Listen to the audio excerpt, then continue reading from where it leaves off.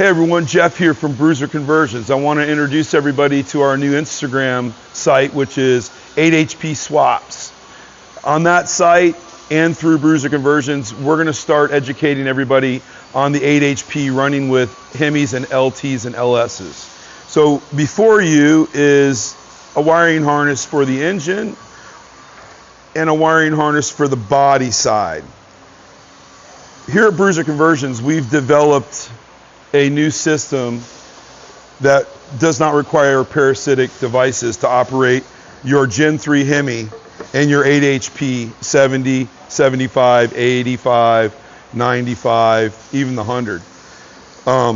As well as all of your factory options that come with, like the Challenger, the Charger, launch control, that type of stuff.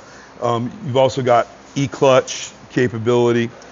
What we do is we take the Mopar harness, as you can see, this is a factory Mopar harness, and we operate the engine with the factory Mopar harness on the factory GPEC2A computer.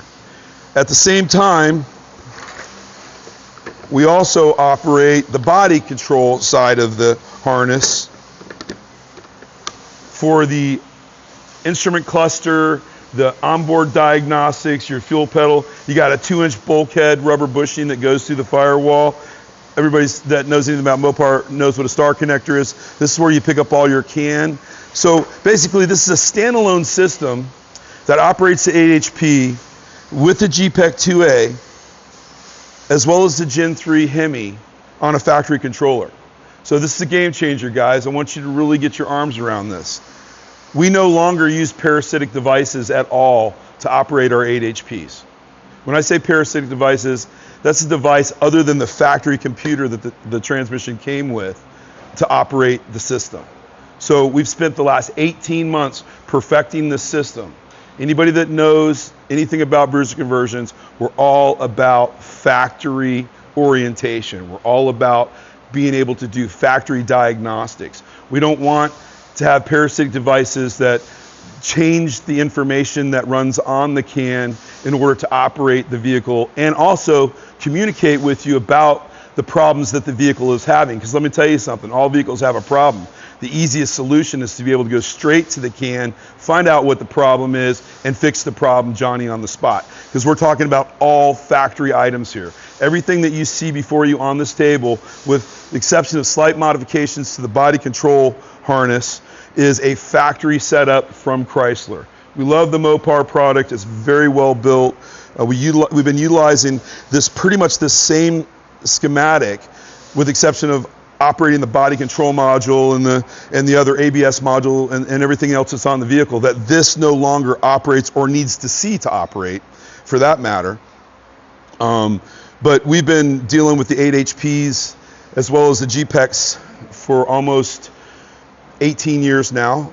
In 2018, we developed a system to operate an LS and an LT with a GPEC computer in a Jeep Wrangler JT or JL after 19 and 20 year models. And we've been doing that now for 8 years. So we have a very good understanding of how the system works. But in order to get the system to operate correctly, we had to manipulate a few things with the system in order for it to not see certain things it usually needs to see in order to be able to operate normally. The other real major benefit to this system is because it's 100% factory, it has adaptive capability, which means that it has almost 100 different characteristic files that enable you to be able to feel more comfortable with the way the vehicle shifts based on your throttle pressure on your TPS, as well as how fast you usually go in town. And it will not search for gears, it will not surge, it will not stack shifts. It does everything as it did if it was a factory 2024 Charger or Challenger, Hellcat, 392, whatever application that you want to run it in.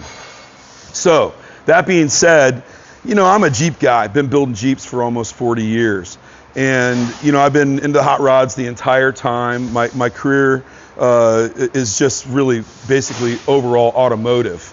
And I can tell you that in the 40 years that I've been doing this, that this is probably one of the best platforms that I have for the resto mod guys, anybody that wants to build something and put something in it they want to put it in, I have it.